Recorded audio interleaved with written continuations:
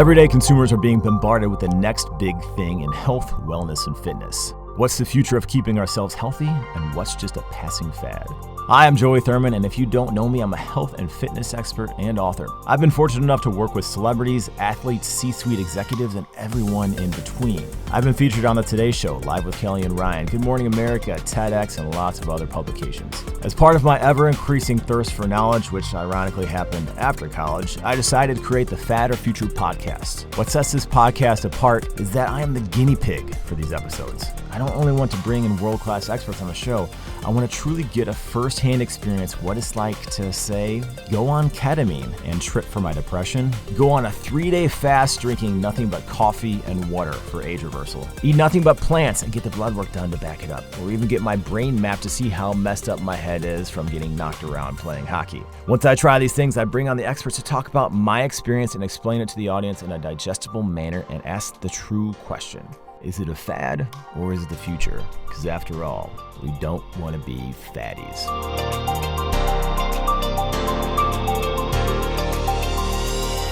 What's up, everybody? It's Joey Thurman. Here's another episode of the Fad or Future podcast. Today, I have Dr. Paul Saladino. Yes, I said that appropriately. He's the leading authority on the science and application of the Carnivore Diet. He's used his diet to reverse autoimmunity, chronic inflammation, and mental health issues in hundreds of patients, many of whom have been told their conditions were untreatable. In addition to his personal podcast, Fundamental Health, he can be found featured in numerous media outlets, including The Minimalist, Model Health Show, Bulletproof Radio, Dr. Gundry Podcast, one of my favorites, Ben Greenfield, Mercola Health, pretty much everywhere. Even on TV, your pretty mug's been on the doctors. And I saw that. We're not going to go down that one there, but I did see the whole thing, and that was quite interesting. And your book is available now, Unlocking the Secrets to Optimal Health by Returning to Our Ancestral Diet, and that's the Carnivore Code. Now, you've got your book out right now, and people can pre-order your second edition, correct? That's right. That's right. It almost like you said the Carnivore Code. It's the Carnivore Code. Carnivore Code. Well, it is not that. I mean, some people may not say the Carnivore Code. Like, it's not the Carnies or anything. It's not the Carnivore Code. It's a good start. Carnivore Code. Just had to make sure everybody knows. Yeah, the first edition is out now. The first edition did so great. It was a bestseller. We've sold multiple tens of thousands of copies. It got picked up by a big publisher in New York, Houghton Mifflin. And we're republishing a second edition with a new cover and some cleaned up stuff on the inside and an index coming out August the 4th. So if you're hearing this podcast and you want to check out my stuff, and it's in June or July, you can pre-order the second edition. If you hear this podcast at the end of May, you can grab the first edition before it's gone and it's a collector's item. It's a collector's item. I need to order mine and get a signed copy of it. Better get one. I'm definitely going to. And maybe I'll send you just like once I'm allowed to go to the post office in Chicago, because we are filming this during the COVID pandemic. I'm going to send a postage for you to sign it, and maybe put your pretty handwriting on there. Will be okay. I'll do it. Yeah, you got the first. See, this is the first edition cover. This cover is special. That's great. On my face. But the new cover is going to be a little different. So if you want the special self-published cover, you got to get it now. Yeah. See, when I did my book, I've got it's funny, the difference between like a fitness book and more science, because I'm oiled up and got my abs showing and everything, and then I see like a scientific book or something like a DNA molecule, or you got your face, you're not showing your abs, but it's how you sell a fitness book versus a diet book, if you will. I know. It's kind of both. It's kind of both. You are in shape though, which is, as far as, and we'll get into this, as far as doctors are concerned, is very rare, especially with Western medicine. Yeah, I don't mess around, man. I got the abs. You got the abs. I've seen your meat dances and everything else. Steak dance. We could just talk about steak dance the whole time. We could. All right. So you are a functional medicine doctor, correct? Yes and no. I actually don't like that moniker. Yeah. I'm a doctor. I'm a classically trained medical doctor. And I went to residency at the University of Washington. I did medical school at the University of Arizona. And I went back to medical school after I was a physician assistant in cardiology for 4 years because I wasn't satisfied with the mainstream paradigm of medicine. It's too symptom-focused, pharmaceutical-based. We're just trying to cover up symptoms with medications in Western medicine. So I said, I can't do this as a PA. I want to go back to medical school. I want to learn as much as I can, have my own practice, have autonomy, and try and understand as best as possible the root causes of illness. And that has led me down a lot of rabbit holes that we're going to explore today. But I originally had an interest in things like functional medicine or integrative medicine or holistic medicine, all of these semi-synonyms that mean something other than mainstream allopathic medicine. But really, I don't think any of them accurately describe what I do, how I'm thinking. And I think that so many of those terms are so broad these days, they don't really encapsulate what we do anymore. So I don't like the term functional medicine. I think too often it's been associated with pseudoscience. Mm-hmm. And as you know, I try really hard to look at the literature and to look at science and to not just be hand-wavy voodoo. I'm not saying functional medicine docs are voodoo, just saying that it doesn't really, there's no good word for it other than just, I practice medicine, I'm a physician, I'm interested in understanding the root cause of illness and figuring out how to change that so that we can all lead the best lives that we can. Yeah, and that's really good to hear, because I mean, I'm a fitness expert by trade, so I've worked with neurologists and all sorts of different doctors, and I've gone to chiropractors, which really originally chiropractors were seen as quacks, and right. Now it's being covered by insurance. So you can go and 10, 15 years ago, when I was getting knocked around playing college hockey, if I went to see a chiropractor, it'd have to be out of pocket.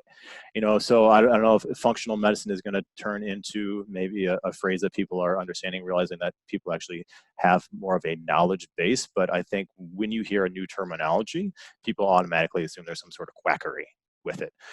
So I like that you're not trying to put yourself in a box, because we all feel like we need to be placed in this sort of box. And people say, what kind of fitness do you do? I'm like, what do you need?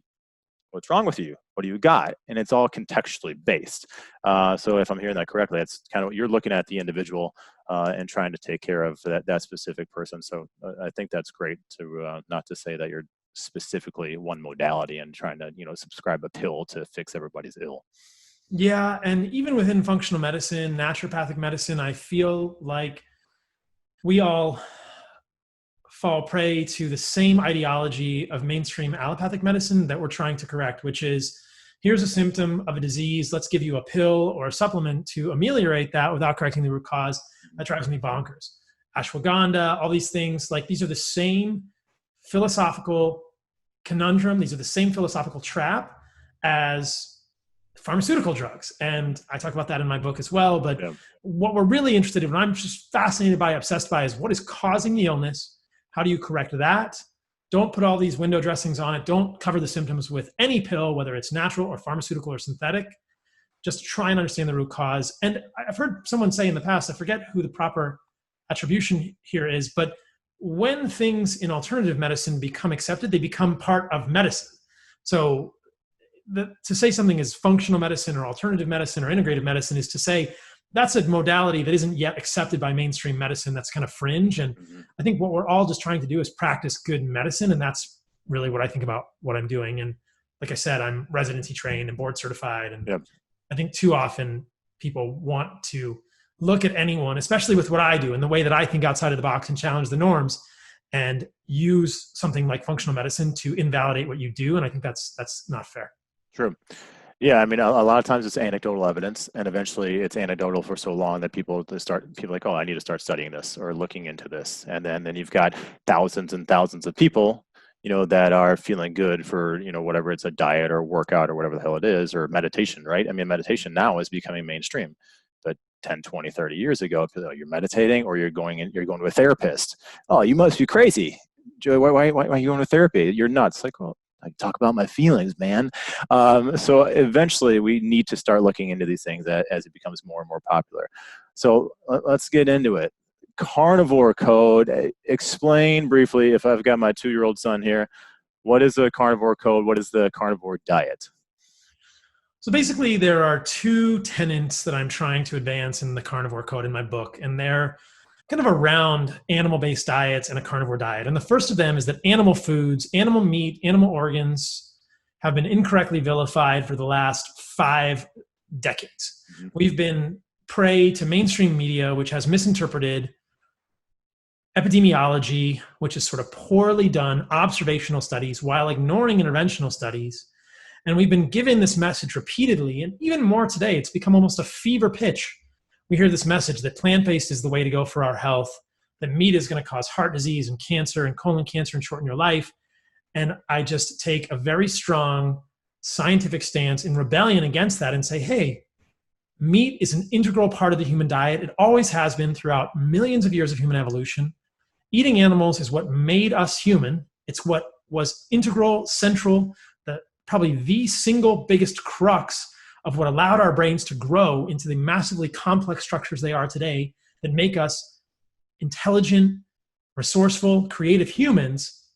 Animal foods are a healthy part of the diet. To leave them out is to leave out an indispensable part, and we will be less healthy because of that.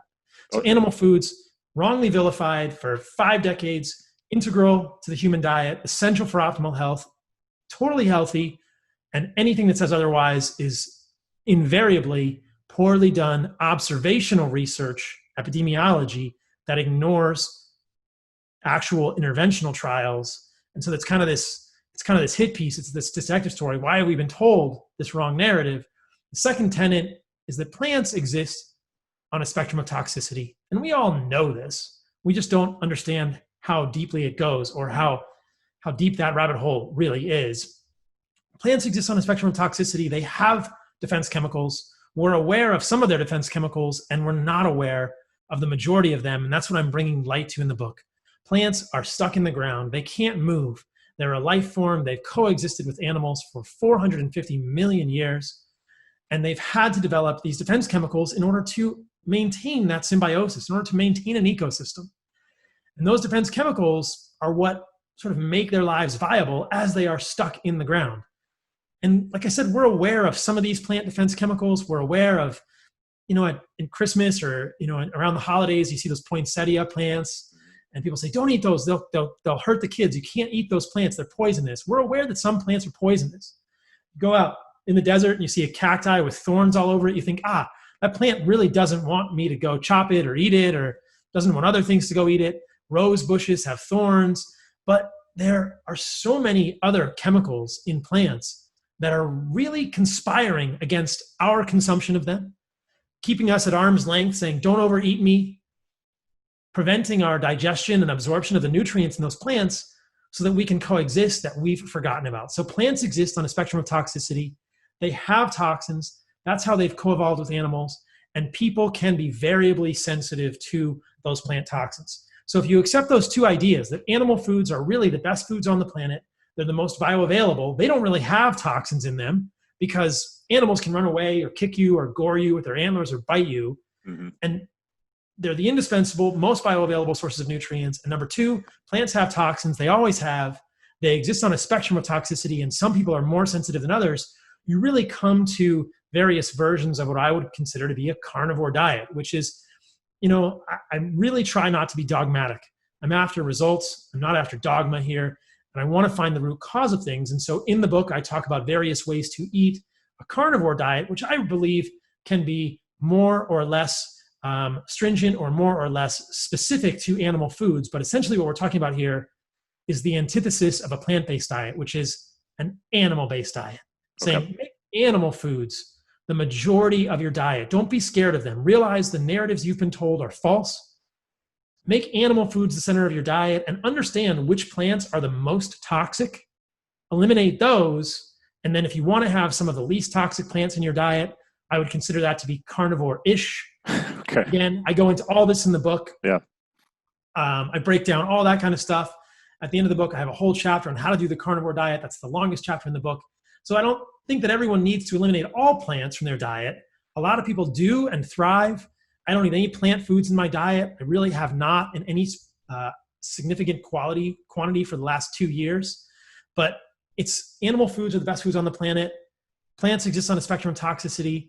Cut out the most toxic plants. Make animal foods the center of your diet, and you will thrive. And then people can kind of titrate from there based on what they're individually dealing with. Some people may need to cut out more or less of the plants. Okay.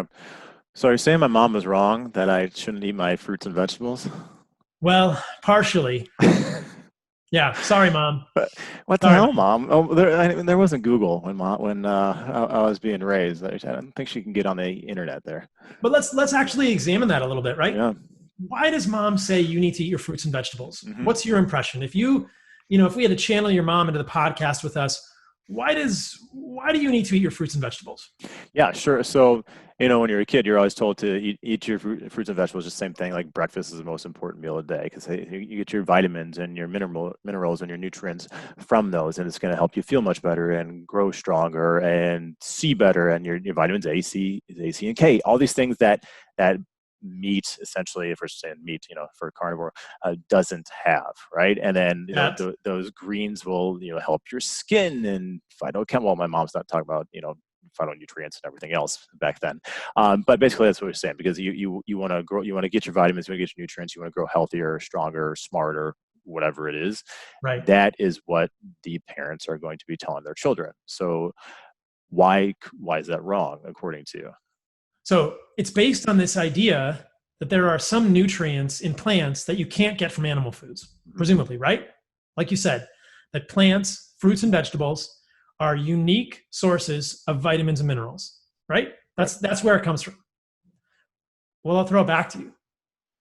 What's missing from animal foods? What vitamins and minerals can you not get from animal foods that you can get from plants? A, C, E, K. What else? Get every single one of those from animal foods. Single one of them. How are people going to get those from animal foods? So, you talked about vitamin A. Mm-hmm. There's a whole section on all these minerals and vitamins in the book. So vitamin A is retinol. Mm-hmm. The form of vitamin A in plants is actually beta carotene. It's not vitamin A. It's not bioavailable vitamin A. So if you want to get vitamin A, which is necessary for hair, skin, nails, and vision, the retina, the macula, you actually must obtain that from animal foods if you really want to get the most bioavailable vitamin A. In the book, I discussed that beta carotene from plant foods is 21 times less bioavailable in terms of vitamin A equivalents than retinol vitamin A in animal foods. Vitamin A is found in animal foods in the retinol form in egg yolks, liver, organ meats, which are a crucial part of every indigenous culture throughout human history. But if you're getting your vitamin A from sweet potatoes, that's beta carotene. There's an enzyme in your body called BCMO, which has to turn beta carotene into retinol vitamin A. And that conversion is incredibly inefficient, meaning that for every 1 unit of retinol vitamin A from liver or egg yolk, you need 21 units of beta carotene from sweet potato. Do you know how much sweet potato you would have to eat to get the RDA for vitamin A in a day? And sweet potato has the highest amount of beta carotene in it. If you're saying 21 units, let's go with 10, 15 sweet potatoes. It's a pound. So not quite that much, but it's a pound of sweet potatoes. That's a lot of sweet potatoes. A pound of sweet potatoes a day to get the RDA for vitamin A from sweet potatoes. Do you know how much liver you have to eat to get the RDA for vitamin A? 3 ounces. 10 grams? No, okay. Not even 3 ounces, maybe 10 grams. Okay. Like the size of my fingernail, right? Wow. Okay, that's vitamin A. Yep. You said vitamin C next. Vitamin C comes up all the time with animal foods. People say you're going to get scurvy. You're not going to get scurvy. Fresh animal meat and organs contain vitamin C. Our ancestors have always known this. Animal foods all have vitamin C. It's a complete fallacy to say that we cannot get vitamin C from animal foods. The next question with vitamin C, if we go down that rabbit hole, is how much vitamin C is ideal? We don't really know, but it's very clear from experiments done in the 1940s on conscientious objectors to World War II that 10 milligrams of vitamin C a day will correct and reverse scurvy with no clinical difference from 70 plus milligrams of vitamin C. They actually took conscientious objectors, they gave them scurvy, and then they gave one group 10 milligrams of vitamin C, one group 70, and one group 200 milligrams of vitamin C. They all recovered within a matter of days, and there was no clinical difference between them. So in terms of scurvy prevention, as little as 10 milligrams of vitamin C a day is all you need to optimize hydroxylation of the proline residues on your collagen fibrils, which is what vitamin C does in the body for collagen. Vitamin C does other things in the membrane, oxidizing vitamin E, involved in glutathione recycling. And the idea here is how much is optimal beyond scurvy, we don't really know, but it's pretty easy to get the RDA, so the recommended daily allowance of vitamin C from animal foods if you eat fresh animal foods and you include organ meats in your diet, right? So then you said ACD. So we got K, obviously you got dairy, right? The Dairy Council is going to want you to have a bunch of calcium. We can talk about that too. Plenty of calcium in animal foods as well. Vitamin K. So when I went on the doctors, they said, you can't get vitamin K in animal foods. And I thought, are you crazy? The only way you can get vitamin K is from animal foods. The only way that you can get bioavailable vitamin K2, which is menaquinone, which is MK4 to MK11, is from animal foods. Animal foods are menaquinone. Plant foods have phytoquinone, much less bioavailable, doesn't work in the same ways. Humans are horrible at converting phytoquinone to menaquinone. There's a number of studies that I discuss in the book. The most famous is the Rotterdam study. It was an epidemiology study. So again, it's an observational study, but what it clearly showed was that if you take the people, I believe it was done in Rotterdam, and you can look at the incidence of coronary heart disease, heart attacks, calcific aortic sclerosis, calcification of the aortic valve, very, very clear in that study that those who ate the most vitamin K, they divide the group into 3 levels, the tertiles, and the highest tertile was only 37 or 34 micrograms of vitamin K or milligrams of vitamin K2 per day. That's a very small amount of vitamin K2. If you ate more than that amount of vitamin K2 in a day, that was the lowest risk of heart attack and the lowest risk of calcific aortic sclerosis. Well, guess what? They also did an analysis with vitamin K1. No association. Doesn't matter how much vitamin K1 you get from plants, doesn't protect you from heart attacks or calcific aortic sclerosis. Where do you get vitamin K2? Almost exclusively in animal foods. Detractors will say you can get vitamin K2 in natto and fermented foods. You can, but it's only one menaquinone isoform. It's only MK7. So animal foods are going to have MK4 all the way through MK11. And bacteria are only going to make one of the menaquinones. So you can get a little bit of vitamin K2 in natto, which no one in the US eats. But if you want to get the full range of menaquinones, it's only found in animal foods. You're not going to get any of those other menaquinones in your leafy green vegetables. You're only going to get vitamin K1, which has never been shown to be protective against coronary artery disease or calcific aortic sclerosis. So that's vitamin K2. That's K1 and K2, right? So to say there's no vitamin K in animal foods is really only revealing an incomplete understanding of the nutritional biochemistry of that vitamin. We talked about vitamin C, vitamin D. There's really no vitamin D in plant foods. Mm-hmm. People will say there's vitamin D in mushrooms. That's vitamin D2, which is ergocalciferol, which is not used by the human body. So there's no bioactive cholecalciferol in plant foods. Vitamin D3 is present in animal foods, but in small amounts. If we really want vitamin D, we have to get it from the sun. Sure. Vitamin E, tons of vitamin E in animal foods. Tons of vitamin E in animal foods. Animal fat, it's in egg yolks. It's widely misestimated or underestimated in animal foods. I've done studies on myself and other carnivores. Vitamin E levels are very robust and high. So just because the USDA doesn't do a good job of measuring some of these things in animal food doesn't mean they're not there. Right. I can assure you that none of the people I work with on carnivore diets are deficient in vitamin E, and that animal fat from grass-fed animals has lots of vitamin E. In fact, there's more bioavailable vitamin E in animal foods than plant foods. And then there was one other one you said.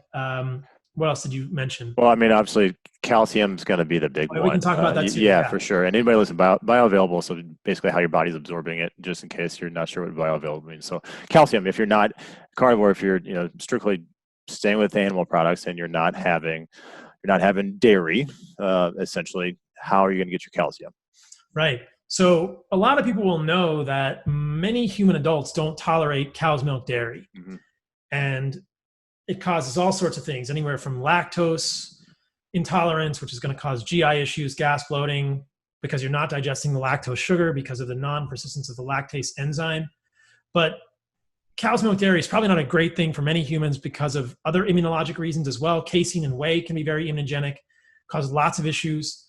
The entire reason that I ended up at a carnivore diet, and we can talk about my story, is that my eczema just wouldn't go away until I cut out dairy and plant foods. Yep. So it's not to say that all animal foods are uniquely easy for humans to eat, but milk is probably one of the hardest things for humans to eat. So outside of milk, which is, again, pretty immunogenic and probably not a great thing for most humans, you can get lots of calcium from animal foods if you eat the bones. And again, people will say, what? Nobody eats the bones. Yes, they do. They just don't eat the bones in Western American culture. Sure. I was hanging out with one of my friends last night who's Russian. And she said, yeah, when I was young, I used to eat the ends of the chicken bones. My family eats the end of the chicken bones. We eat cartilage off the chicken bones. Many indigenous tribes eat the bones of small animals. Mm-hmm. Anyone who's ever made bone broth also gets plenty of calcium that way. There's calcium from the bones that moves into the bone broth. And if you make the bone broth with the trabecular ends of the bones, meaning the joint parts of the bones, the spongiform bones, you can actually eat the bone after you make the bone broth because the bone becomes soft enough to eat. People will know this if they've made oxtail. The little vertebral bones can be eaten. So there's plenty of calcium in animals.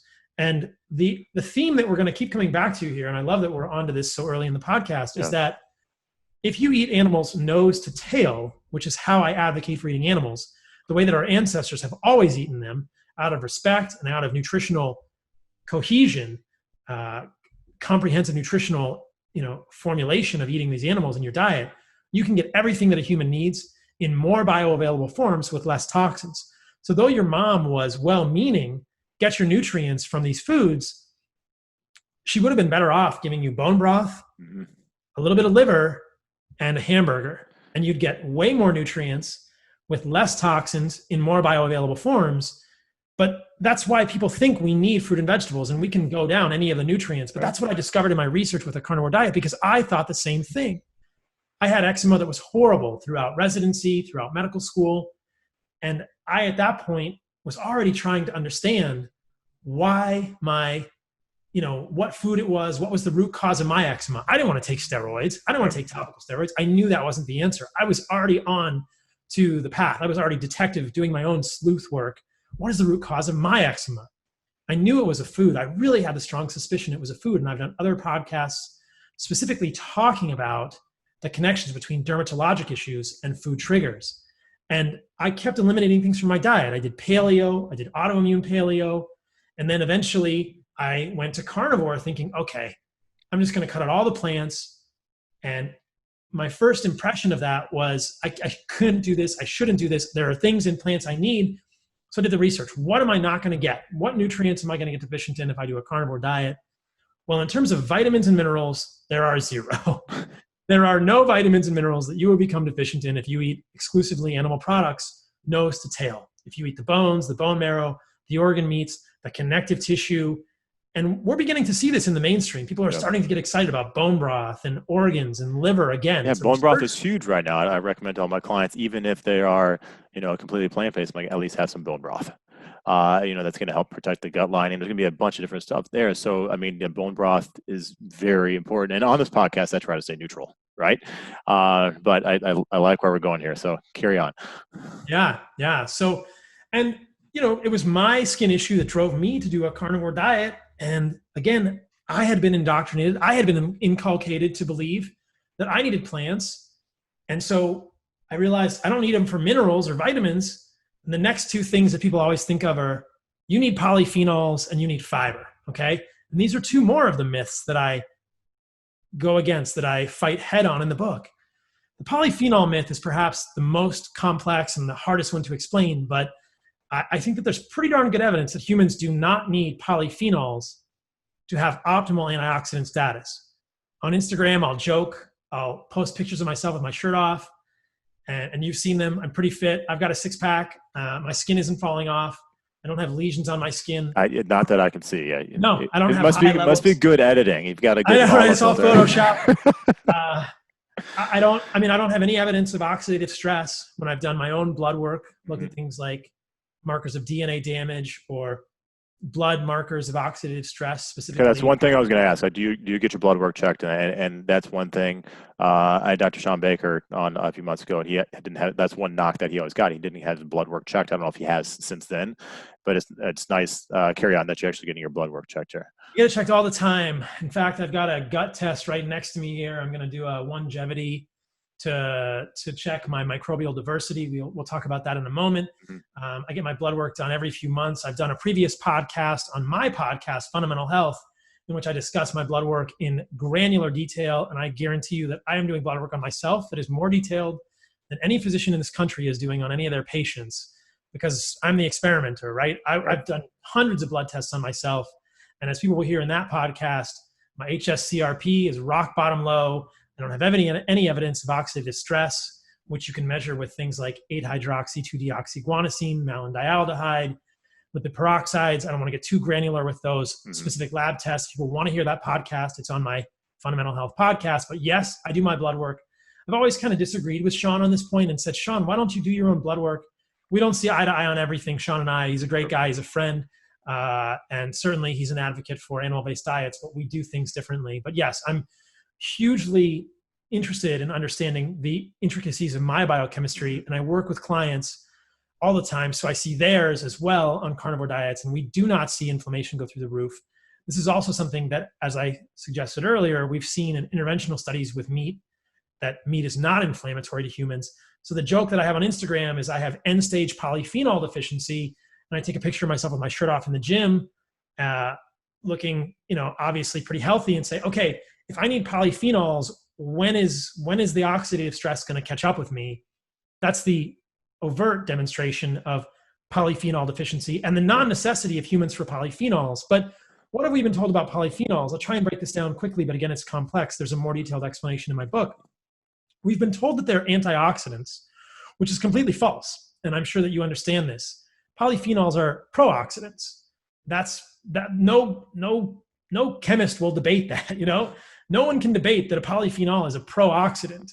And anyone who doesn't understand that doesn't understand biochemistry. Mm-hmm. The way that polyphenols work in the human body, whether we're talking about resveratrol or curcumin or another polyphenolic molecule, which is an organic chemistry term, is that they act as pro-oxidants, meaning oxidation is the loss of electrons. They steal electrons from other molecules, making free radicals or lipid peroxides or reactive species. And in the process of doing that, these polyphenolic molecules activate the antioxidant response system in our liver, which is known as NRF2. So it's not like we are eating plant molecules which serve as vitamins within our biochemistry. That's false. That's not how it works. Plant molecules do not have a role in human biochemistry. They don't. They act as pro-oxidants, and they induce NRF2 in our liver, and the antioxidant response system in our liver turns on, and we make more glutathione and other enzymes involved in the antioxidant response. Well, that sounds well and good. That's the concept of hormesis, right? Let's have a little bit of a poison, we'll get stronger. Except that concept breaks down philosophically when you examine it. And this is what I've done in the book again.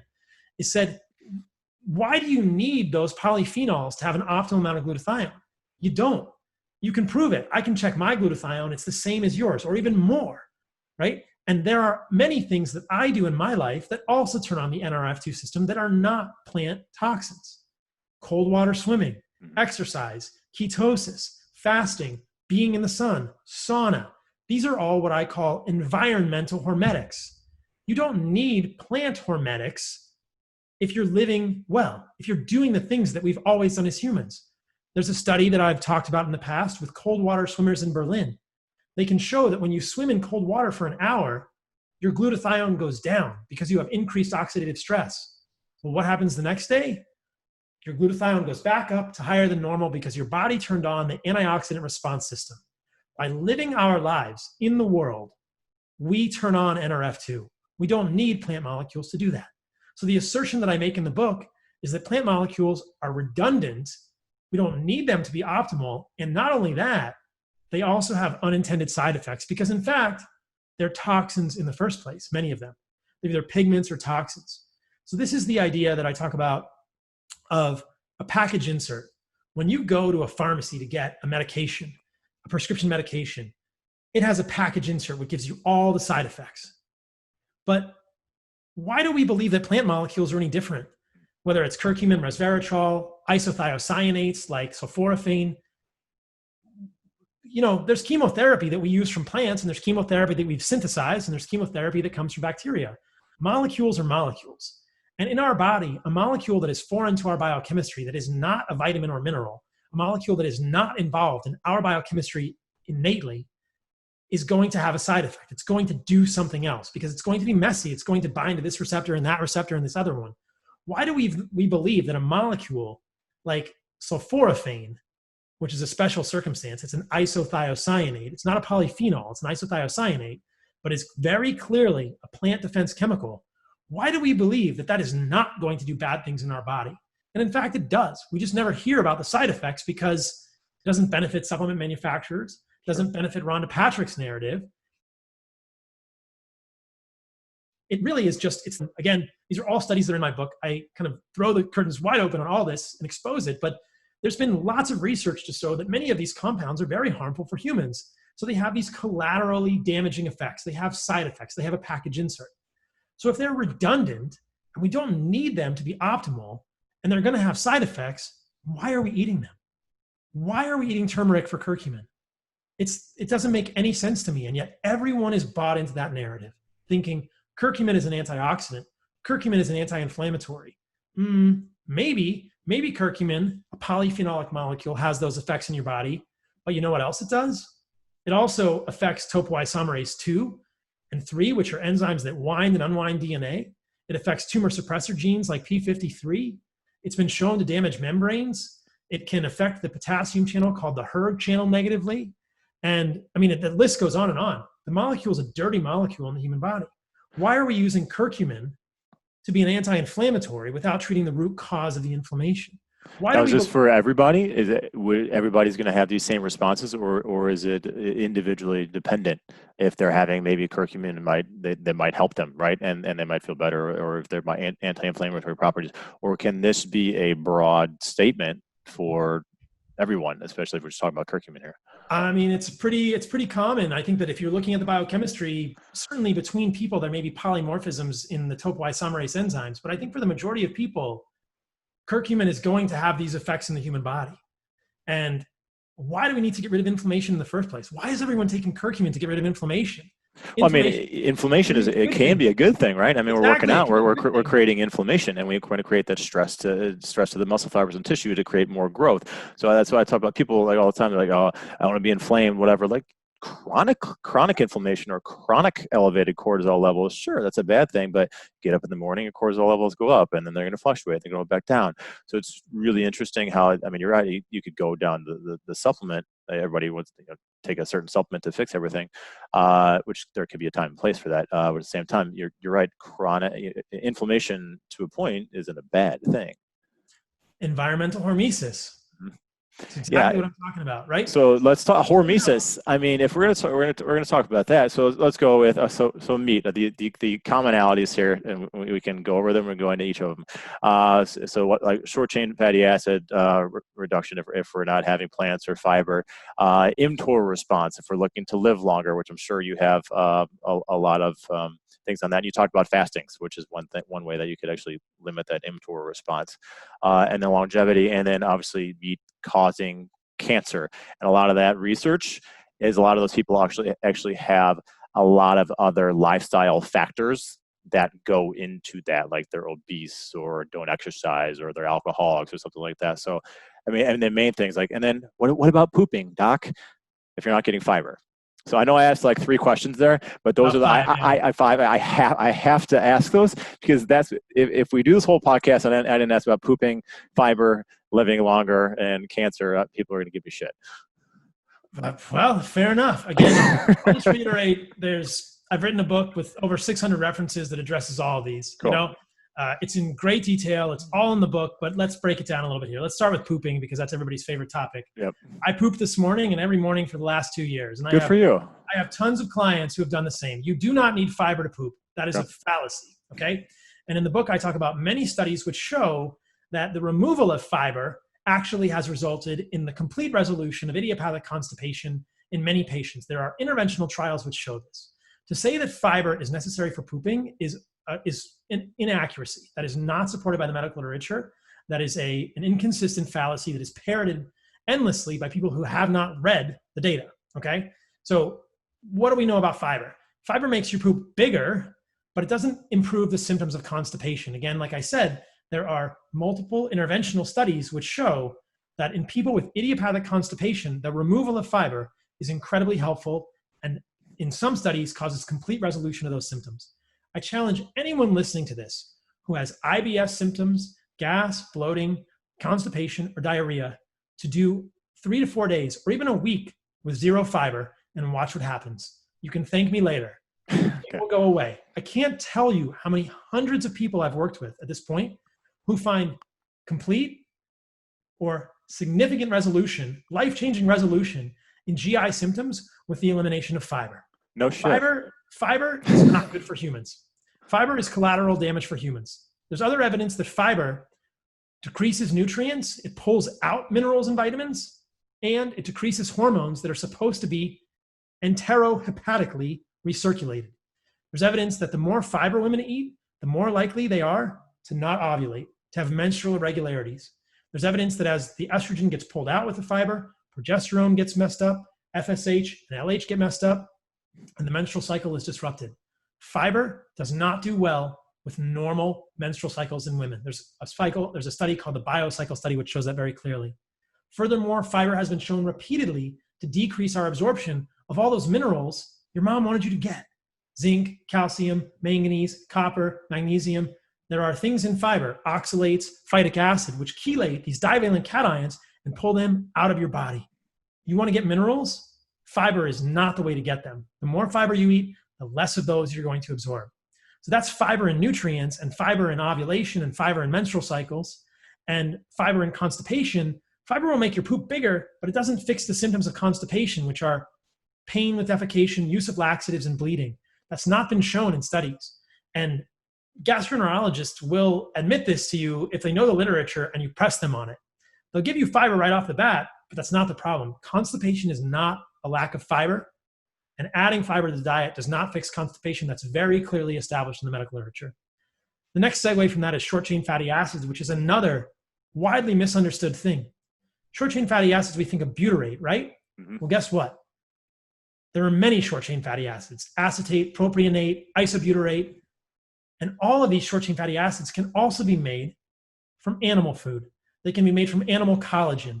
And the other short-chain fatty acids, like isobutyrate, can act in the exact same way on the colonic epithelial cells as butyrate does, activating the same receptors, crossing the colonic epithelial cell membrane, acting as substrate for those cells. Furthermore, if you're in ketosis or you're doing intermittent fasting, beta-hydroxybutyrate sounds a lot like butyrate. That comes into the colonic epithelial cells through the blood. Butyrate from the gut, which is the main short-chain fatty acid everyone gets worried about, moves across the membrane of colonic epithelial cells, and it's transformed into what in those cells? Beta-hydroxybutyrate. So we don't need plant fiber to get short-chain fatty acids. If you are not in a ketogenic metabolism, yes, your body is going to use short-chain fatty acids for the colonic cells, but you can also make those short-chain fatty acids from collagen, from that bone broth, or you can make them from ketones if you're fasting or you're having a low carbohydrate day, okay? Yeah. The short-chain fatty acid thing is another fallacy, and at this point, it's just, I kind of do the smack my head emoji of just like, haven't people realized that this is wrong? The other thing, as I alluded to earlier, is people say you need plant fiber for a high microbial diversity in your microbiome. Again, false. It's been shown multiple times. Interventional studies show the addition of fiber does not increase microbial diversity in the gut, which we call alpha diversity. The removal of fiber does not decrease alpha diversity. There's an interventional study. I did a podcast with Chris Kresser, and I debated him on this. There's an interventional study done at Harvard with a week-long trial of a carnivore diet compared to a plant-based diet. There was no change in the alpha diversity of people on a carnivore diet. No change. It did not decrease. The beta diversity went up. There was no change in the alpha diversity when fiber was removed. So anyone who's saying those things has not read the literature. They're just parroting the same information over and over. Sure. So you don't need fiber for constipation. It's not going to help your constipation. It's going to give you bigger poops, which are going to be more painful to poop, but it's not going to make them easier to pass. Fiber, you don't need that for short-chain fatty acids. You don't need it for microbial diversity. Not the case. Fiber has never been shown to improve colon cancer outcomes. Never. There are multiple interventional studies done between 1999 and 2001. 2 of them published in the New England Journal of Medicine with over 5,000 patients, looking at both increased fruits and vegetables and direct fiber supplementation in recurrence of colonic adenocarcinoma in patients who had previous precancerous lesions on colonoscopy. Every single one of them has failed.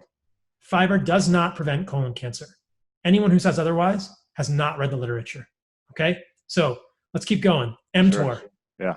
mTOR, the mammalian target of rapamycin, activated by many things: leucine, insulin, exercise, and a few others. Leucine is the amino acid that gets vilified. And David Sinclair and I disagree on this so much, and I debated him on this when he was on my podcast. Leucine is not the biggest trigger of mTOR. What is? Insulin. if you're not eating animal foods, like Dr. Gundry would advocate, or David Sinclair would advocate, you're certainly eating carbohydrates. Right. And I'm not against eating carbohydrates, but I can guarantee you that if you're eating carbohydrates, you're activating mTOR more than you would be by eating animal foods. I did a debate with Dr. Gundry on his podcast, and I asked him, what do you think my IGF-1 level is? We don't really have a great test for mTOR activity in the human body. Most people would use IGF-1, insulin-like growth factor 1, as a proxy. When I'm eating full carnivore diet, my IGF-1 level is below average. It's 90 or 100. The way we report IGF-1 is by a standard deviation. We call it a Z-score, kind of like a bone mineral density score. Mm-hmm. So you look at a Z-score is the number of standard deviations you are away from the mean. And I'm usually at least one standard deviation below the mean for IGF-1 when I'm eating a carnivore diet. Now, how can anyone say that I'm overactivating mTOR when my IGF-1 is below average, when my IGF-1 is less than Stephen Gundry's? It's absurd. It's absurd, okay? mTOR is something we want to activate. We want to activate that to get muscle. The reason I have this muscle in my body is because I activate mTOR. Mm-hmm. If you want to be sarcopenic, if you want to be skinny and you want to be frail, never activate mTOR. You'll also become infertile. You won't sleep well, and you'll never have anybody that wants to hang out with you or go on a date with you because you won't have any muscle and you won't be able to do anything in your life, okay? So mTOR is not the answer. It's not the enemy. You need mTOR, and then you also need autophagy on the back end. It's pretty straightforward, right? We know this is how it works in life. It's cyclic. It's balanced. What's the other side? AMPK. In an overly simplified biochemical model, the other side is AMP kinase. How do you turn on AMP kinase if you're eating meat? Well, like I said, insulin is the biggest trigger for mTOR. If you eat carbohydrates, if you spike your insulin, mTOR is going to be on longer and more strongly than if you're only eating meat. Again, I'm not saying that carbohydrates are the enemy. I've done many experiments where I've included carbohydrates in my diet, specifically honey, and I actually really like that. I'm happy to talk about that as well. But by eating carbohydrates, you're pushing your insulin up, which isn't a bad thing, but that's activating mTOR much more than me eating a steak. We know that. There are multiple studies that show when you give cells leucine, which is the sort of amino acid in protein that activates mTOR, and you give them insulin, insulin is more. But I've never heard Gundry or David Sinclair talk about this, and I think that they're just missing the boat. And neither of those guys has a whole lot of muscle mass. So I don't want to look like either of those guys, to tell you the truth, in the first place. And I think they're well-intentioned, but sure, they're off base here. So mTOR is not the problem. You want mTOR. The reason you have abs and muscles is because you use mTOR in your body. So what do? We have time-restricted feeding windows. I eat twice a day. I have a 16 to 18-hour fast every day. I do some days that are zero carbs. Some days I include carbs because I think it's important to cycle carbs. We can talk about that as well. But that's interesting, and that's a good comment because, I mean, our body definitely utilizes carbohydrates when we're working out predominantly, especially in explosive movements or weight training. So I wasn't expecting you to say that you do cycle carbs, but for me, if I was to recommend something like this to clientele, I would say to cycle them. Maybe you do a lower day, a medium day, and a higher day, and then you can go through that. But that is interesting, that you're doing that as well. That you're not just saying that you got to be completely carbohydrate free. No, I don't think carbohydrates are the problem. If someone has diabetes and is massively obese, low carbohydrate diets are very effective in the short term for reversing insulin resistance. I'm extremely insulin sensitive. I haven't been obese in my life. I've had a pretty good body composition for the majority of my adult life, and I can cycle in carbohydrates. What I found personally doing a zero carb carnivore diet was that after a year and a half, it wasn't worth it to me to have to work so hard to manage my electrolytes. I think that evolutionarily, humans would have eaten some of the less toxic carbohydrates, the less toxic parts of plants, the fruit. So we haven't really differentiated here with this, but in the Carnivore Code and in my cookbook, which will be out in the winter, I have this tier 1 carnivore diet, this carnivore-ish diet. I think there are less toxic plants and less toxic parts of plants. Well, what's the least toxic part of a plant? It's the fruit. It's the part of the plant that the plant actually wants you to eat. That's where the carbohydrates are, by and large. There are some carbohydrates in roots of plants, and we can get into that as well. But I think fruit is probably the least toxic part of a plant. Now, plant seeds, on the other hand, extremely toxic. That's the actual plant baby. The plant doesn't want you to eat the seeds. Some fruit has seeds that are so small you can't avoid eating them. It's mainly just the problem, in my opinion, is eating the seeds in and of themselves, separate from the fruit. These are grains, beans, nuts, and seeds that we're familiar with. Seeds that are in a fruit, like a blueberry or a raspberry, are probably not as big of a deal for people. But those fruits are carbohydrate containing. That's what the plant wants us to eat. Now, do we need them all the time? No, but we probably would have cycled them. Now, as I said, I do think that low carbohydrate diets can be very helpful for humans. There's good evidence that long-term low carbohydrate diets result in keto adaptation. And there's studies like the FASTER study showing that if you do low carb long enough, you can store and utilize glycogen at the exact same rate as somebody that's using carbohydrates, and you benefit by doing more fat oxidation. The reason I re-included carbs was for my own experiments, for my tribe, for people, just to see, like, what does it feel like to reincorporate carbs? I did multiple continuous glucose monitor experiments, and I talk about that in a recent podcast that I'll be releasing soon. But what I found was that it was just much easier to manage my electrolytes having carbohydrates a couple of times a week. I think that's the biggest challenge with ketogenic diets, is the insulin level goes so low that we waste so many electrolytes. Now, that can be great for a few days or weeks, but for most people, it's helpful to have a reset to maintain some sort of metabolic flexibility at the level of the liver and the level of the muscles. In long-term, strict carnivore, or I should say strict ketogenic dieters, we see fasting levels of glucose rise. And that's, I think, when you know you've been doing long-term strict zero carb for too long. Not to throw Sean under the bus, but Sean's fasting insulin, or fasting glucose, I should say, is pretty darn high. It was in the 120s. And I think that that's because he has passed that threshold. Mm-hmm. He's gone too far with it, and he needs to incorporate some carbohydrates from time to time. And, you know, like I said, Sean and I are friends, but I think that he's so focused on never including plants that he's missing that a little bit. But I think that, as I talk about in the book, there are many sources of carbohydrates for humans that are much less toxic that we can have from time to time. That's why I include them. It makes the electrolytes so much easier. Did I cover all those other points you had? We did mTOR, we did fiber. What other things you want to challenge me with? Because I mean, you said if I don't cover these, my audience will say, I talked about poop.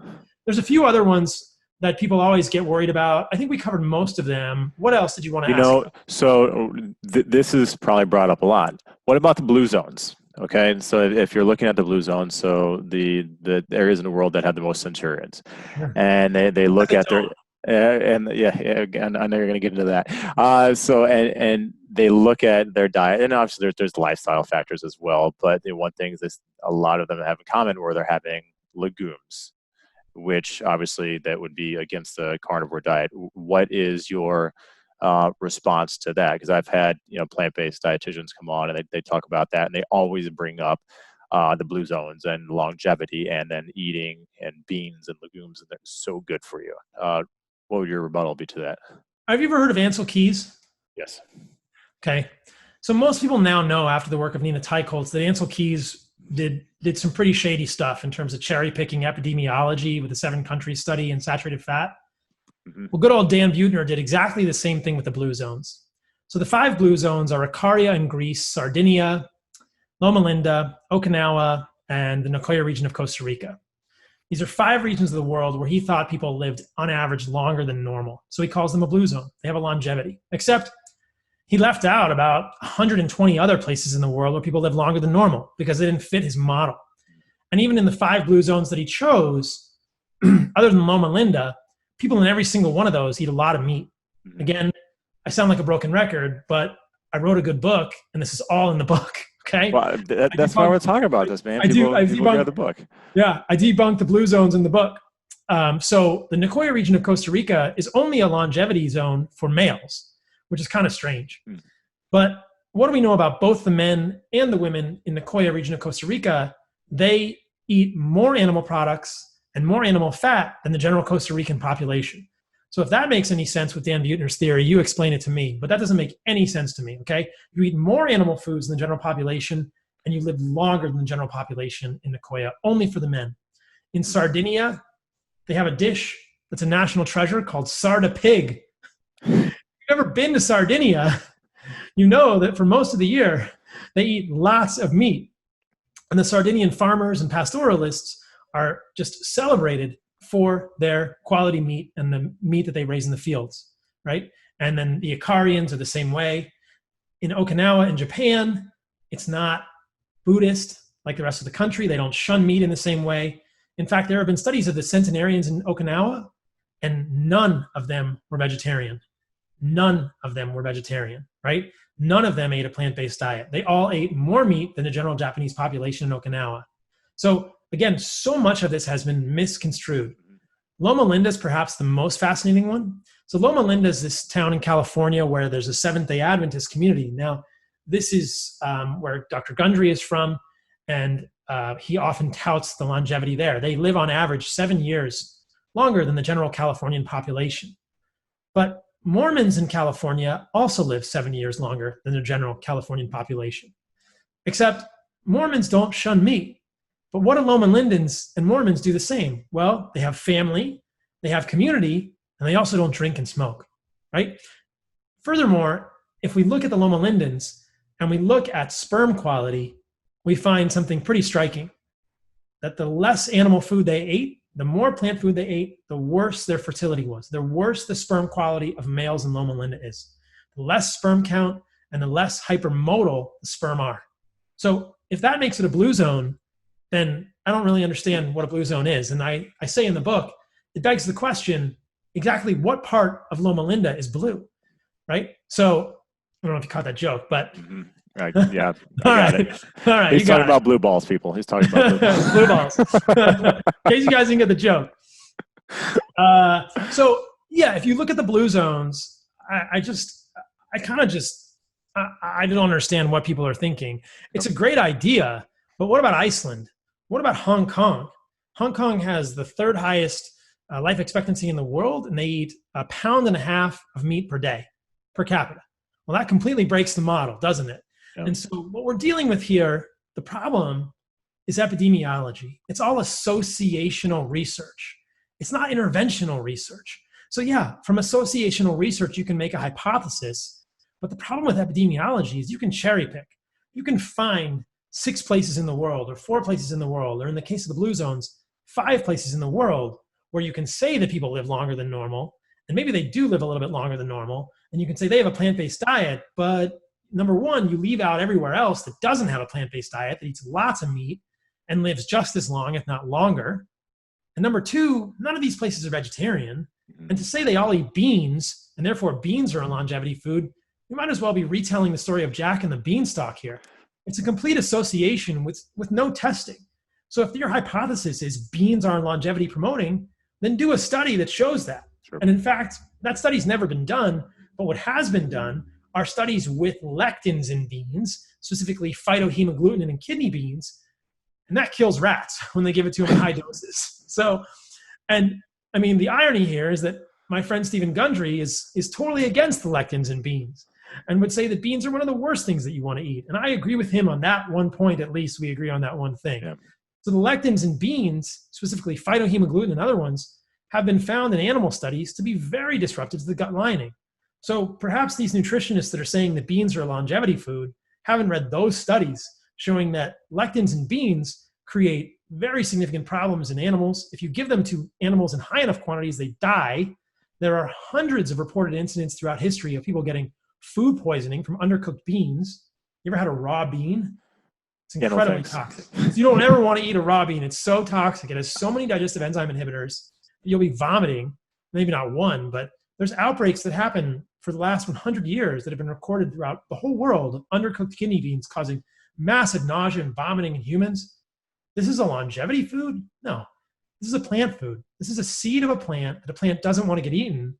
And as we know, the epidemiology suggests an association that we must prove with an interventional study that has never been done, but you can create a fairy tale around it. But there are many other things that are common in these blue zones. Do I doubt that people in these blue zones are living longer? No. Do I think it's related to anything in their diet? Probably not at all. What is it related to, in my opinion? Probably community, probably an easy pace of life, essentially, daily low-level physical activity, a sense of community, a sense of purpose, being in the sun. These are much more common, right? These are much more common. And as we know from studies of people in New England and other centenarian communities, within these communities, there are clusters of longevity genes. There are genes, FOXO3, SIRT2 and 1, SIRT2 and 2, CETP, ApoC3, polymorphisms of these genes are associated with longevity, and they cluster in these groups. So in many of these longevity communities, it may just be the fact that they got dealt a good hand of genetics as well. So we're dealing in all these vagaries, and the plant-based community wants to say, what about the blue zones? And I say, yeah, let's talk about the blue zones. I'll gladly thumb wrestle you about those. They don't make any sense, right? You have done your research, my friend. All right, so let's skim over a couple more questions here. So should everyone go carnivore, in your opinion? Well, it depends how you define carnivore. Do I think that the majority of people on the planet would benefit from having more animal foods in their diet from well-raised sources and by eliminating the most toxic plant foods? Absolutely. Does everyone on the planet need to go full carnivore? Absolutely not. Okay.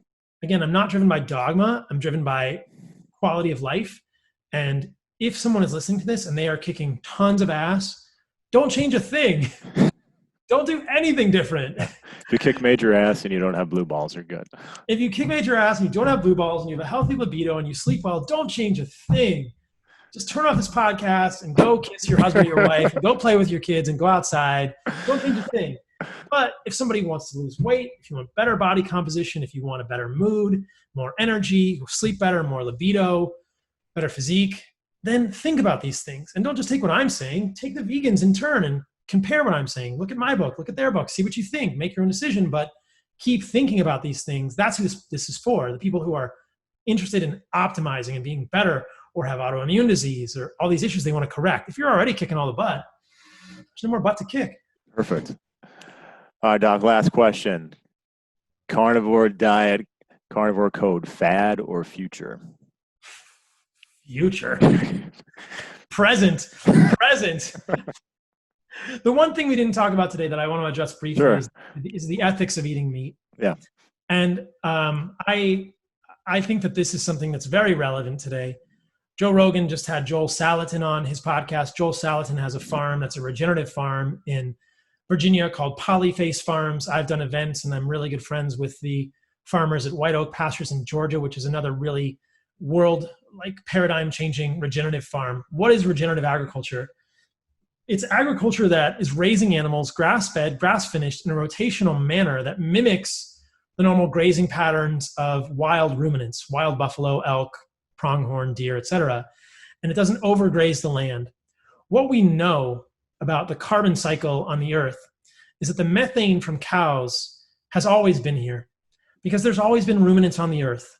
And that methane that's burped goes into the atmosphere, becomes carbon dioxide, which is then inhaled by plants to make carbon dioxide, which then is fixed into the root systems of those plants to make a healthy soil and creates healthy plants, which then the cows go eat to make healthy animals, which nourish us. So the carbon coming from a cow is very different and has always been on the planet as part of the carbon cycle. It's very different than the carbon coming out of the tailpipe of your car, or the carbon produced when you create electricity by burning coal. That's new carbon dioxide being liberated from the earth and adding new carbon to the atmosphere. The carbon from cows is part of the carbon cycle. The other thing we know about regenerative agriculture practices is that by farming in that way, you fix more carbon into the soil. That's how you get healthy soil. We all might remember playing in the dirt when we were kids and you can make a chocolate mud pie. Well, if the dirt you were playing in was that dark as chocolate, it was because that dirt had lots of carbon in it. And the way that carbon got there was through plants that fixed the carbon into the soil. And in order for that carbon to really get into the soil has to be fertilized by animals. So peeing and pooping of animals is the natural fertilizer that plants need to grow to fix the carbon from the atmosphere into the soil to make dark organic soil. The kind of soil that grows food. The kind of soil that doesn't grow food is light colored. It's sand, it's loam. It doesn't grow food because all of the nutrients have been depleted. Why? Because they've gone into plants in monocrop agriculture, which we then harvested and taken off the land, and nothing has been composted back on the land because there are no animals on monocrop agriculture. So I hope people can hear what I'm driving at here. In order for an ecosystem to thrive, there must be both plants and animals on that land. Removing animals from the land is a sure way to destroy our future as humans because we'll end up living in a desert. We won't ever be able to put back fertilizer from real animals. You can fake it for a few generations with NPK fertilizer, which is what most farms in the US are having to do now. But it's nowhere near as good, and it doesn't create organic soil like cows do. The more organic matter in the soil, the more rainwater is sequestered and the more carbon dioxide that actually goes into the soil. So if you want to reduce the amount of carbon in the atmosphere, put animals on the land. Don't put animals in a CAFO. Don't put them in a clustered animal feeding operation. Put them on a regenerative pasture. This isn't even really debatable. This is the way it's been happening for thousands of years, tens of thousands of years. Before humans got to the United States, there were 250, 300 million ruminants in the US just grazing. Were they creating global warming 500 years ago? No. They were just doing their thing, peeing and pooping, eating grass, being buffalo, hanging out, right? Native Americans hanging out, appreciating them, recycling them back into the earth. They had fertile soil. Why was the soil of the Midwest so fertile? Because thousands of buffalo had died there, because thousands of buffalo had grazed there for hundreds, thousands of years before we got there and did monocrop agriculture, which destroyed it. You can't do monocrop agriculture. You got to put animals on the land. I'm not saying we shouldn't grow anything on the land, but you got to put animals on the land if you want the land to be healthy. So then what people say is, but you can't scale that. We can't feed everyone in the world that way. And I say, well, start at home. Start a little bit at a time. There may be an improbability here. I'm not sure we can feed 7 billion people on the earth no matter what we do, to tell you the truth, because the current system we have surely isn't working. It's completely possible for humans on this earth to outstrip the actual carrying capacity of the earth. What we know is that if we're going to get a solution to this problem, we're going to have to be healthy, intelligent humans who are resourceful.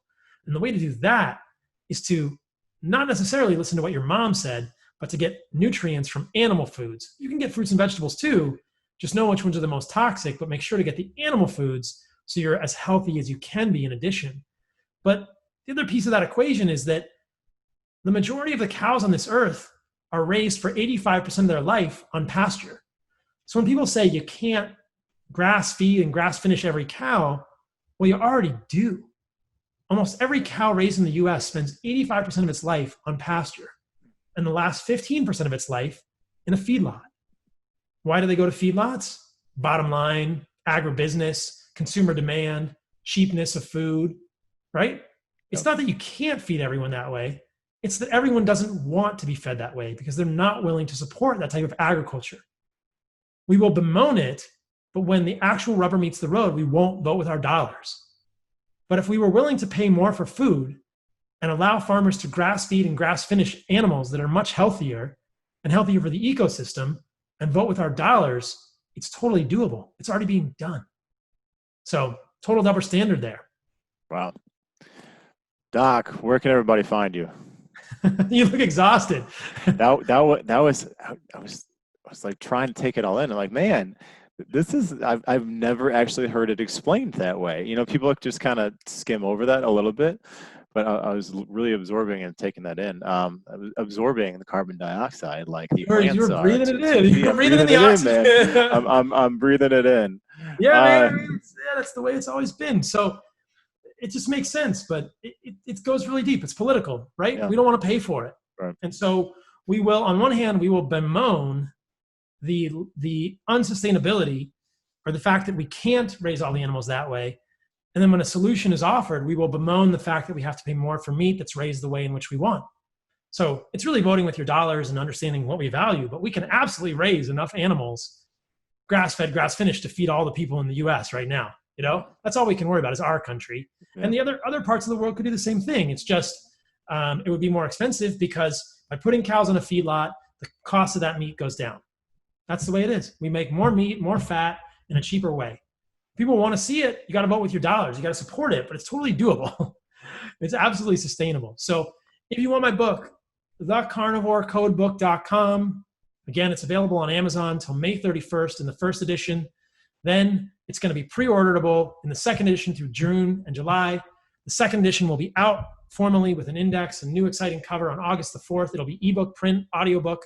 You can find me at carnivoremd.com, at carnivoremd on all the socials. My podcast, as we said, is Fundamental Health. That's it. That's it. All right, appreciate it. It's Joey Thurman, another episode of the Fad Our Future podcast. Don't be a fatty, FADDY. Be a part of the future. Thanks for listening to this episode. Make sure to follow on social at Fad Our Future Podcast. You can follow me at Joey Thurman Fit. Don't be a fatty. Merchandise is available. Hoodies, hats, t-shirts, and beanies at FADDOurfuture.com. And make sure to check back next week. We've got a good episode for you.